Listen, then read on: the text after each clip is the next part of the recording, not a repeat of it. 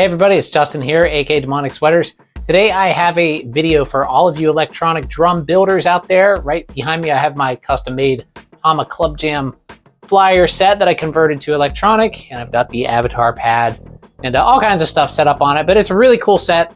But I know a lot of you out there are interested in this kind of stuff, and there's a lot of people new to this, building their own drums. So what I wanted to do is actually make a video of what I think are the 5 most common mistakes that people make when they're building their electronic drums, either for the first time or, maybe they're still pretty new at it.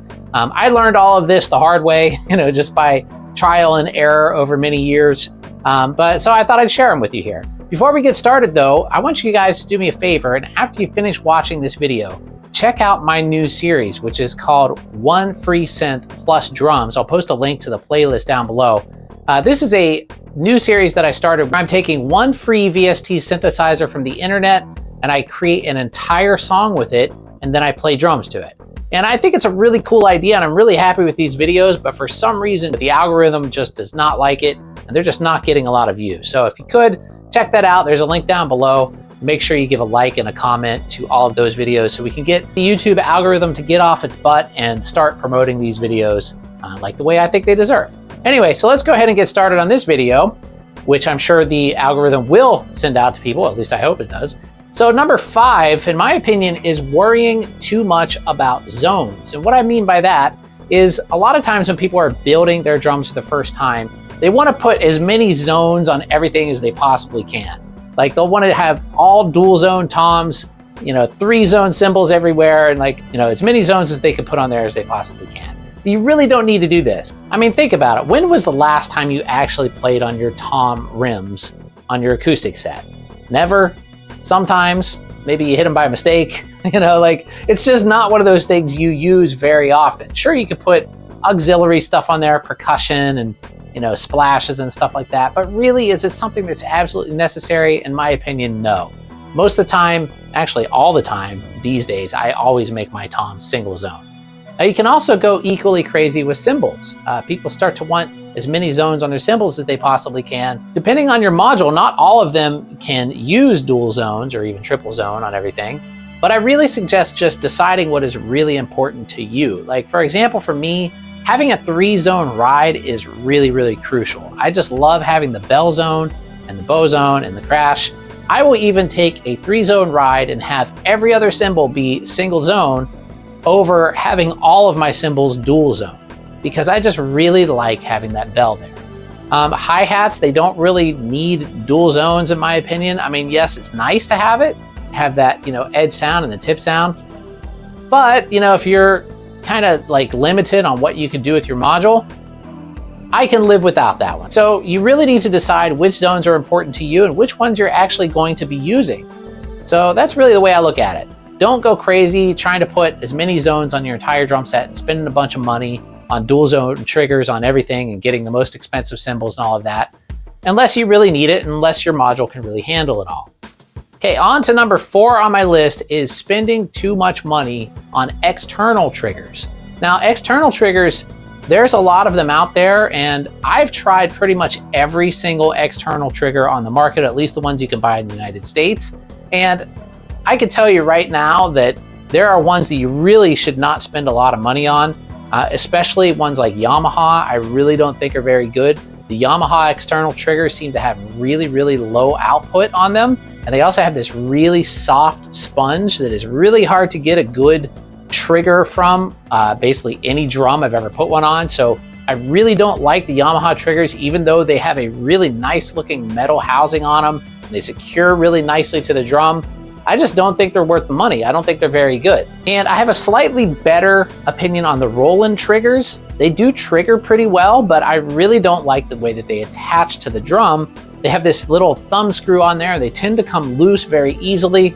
And again, they're kind of more expensive than some of the other ones. And I just really don't think they're worth it. My favorite external triggers by far are the D-drum triggers, especially the Red Shot and the Pro triggers. Red Shot are incredible triggers. They're very cheap, and I think they're really, really good because the way that they work is they use a lug on the drum, like the screw, and that holds it in place. Like there's no way that thing's gonna slip off of there. And they just trigger really, really well. If you can stand having single zone drums, the Red Shot triggers are going to work amazingly well for you. The only ones that I don't really like are the Red Shot kick drum triggers. And in that case, I would use the ddrum Pro trigger. And if you want the dual zone on the snare, which you probably do, and I usually do as well, then I would put the Pro trigger on the snare drum as well. The only thing I don't like about the Pro triggers is they have the XLR input on them, which many YouTubers have talked about how pointless this is, but they just still do it. I don't know why. I've had a lot of people say in the comments it's for, so it doesn't fall out, but I've never had a 1/4-inch cable fall out of my drum set, ever. So I just don't see how that can be a valid reason. Anyway, but regardless, they are still really good triggers. The ddrum triggers, I think if you're going to spend the money, the extra money, the Pro triggers are the way to go for the kick and snare, and just put Red Shots on everything else, if you're going to use external triggers. Now, if you're going to use internal triggers, this is a totally different story. The ones that I recommend these days are the Go eDrum triggers, and I'll post a link to those down below.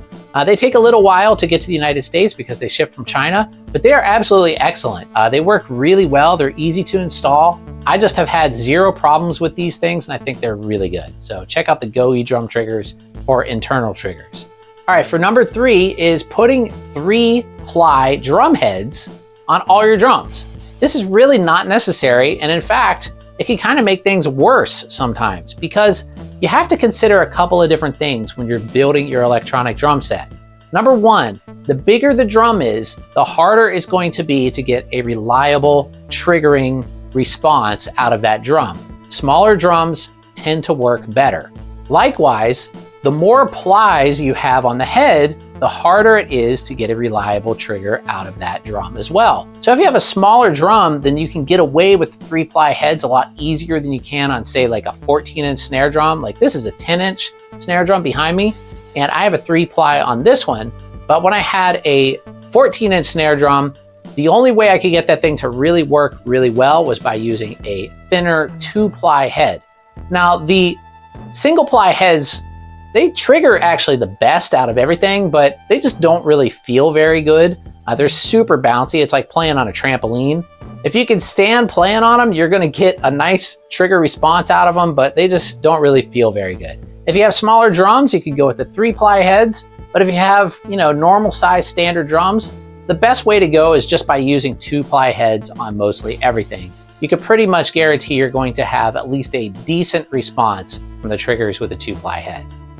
All right, number 2 on my list here is not buying a Roland module.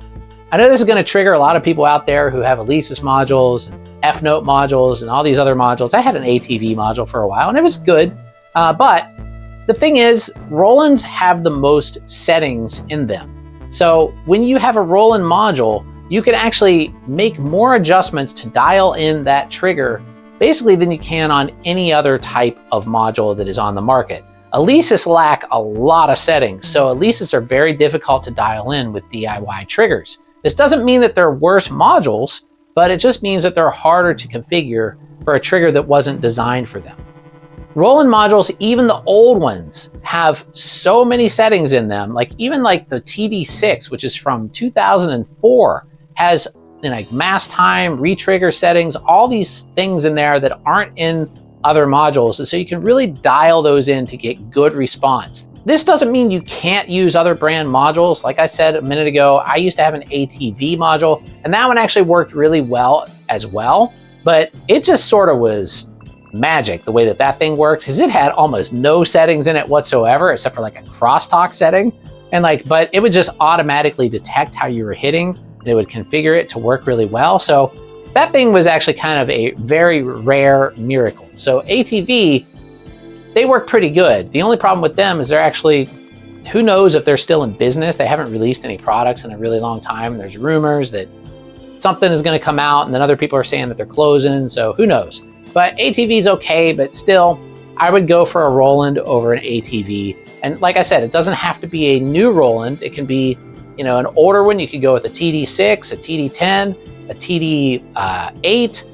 A lot of these older modules work really well for configuring to DIY drum sets. Because a lot of those older Rolands especially, they kept in mind that people were going to be using those on acoustic drums. Even my TD5, which is from 1994, has acoustic drum trigger settings in it, which is crazy. All right, so that brings me to number one, and this is kind of related to what I was just talking about, and it's sort of the opposite, where I'm gonna say that there's no need to spend tons of money on the best flagship Roland module on the market today. In my opinion, nothing sounds as good as EZdrummer 3. Even the best modules on the market today, like the F-Note Pro and the Roland V71, neither of these can hold a candle to EZdrummer 3. EZdrummer 3 just sounds really, really good. It sounds so realistic. I have a TD17 that I use, and the TD17 I think is the perfect module in a lot of ways because it triggers excellently. It has decent built-in sounds if you want to use them. You can import your own samples, but the MIDI output and the audio interface setting in the module just make it a really, really amazing module to use for these kind of projects. And if you have EZdrummer, you're going to have the best sounds on the market right there. Now, I know a lot of people are going to say, well, what if I'm playing live? I don't want to take a laptop out there. Don't I need multiple outputs to run to a PA if I'm playing live? And the answer to that is no, you don't. You could use a stereo output. In fact, that's better a lot of the times. I've played live with electronic drums many times, and having all these outputs going to a PA really isn't going to make that big of a difference. You can mix your individual drums on your module, and it just makes everything easier for the sound guy if you just have a stereo output from your module going into the PA. Another thing too is you have to think about when you're playing electronic drums live, they're going through a PA system that is going to be processing the sound. The speakers are going to be coloring the sound. The room is going to be coloring the sound. All these things are going to be, kind of changing the way people are perceiving the sound of that module. And a lot of times they're not even going to be able to tell the difference between, say, a TD6 or a V71 in the PA because all the room reflections and the guitars and everything else they're going to be hearing, it's just going to drown all that out, all those little details. And if you just have a nice, punchy, and EQ'd well sound, say something from a TD6 or a TD07, it's going to sound just as good in a live situation, in my opinion, as one of these really high-end, expensive modules.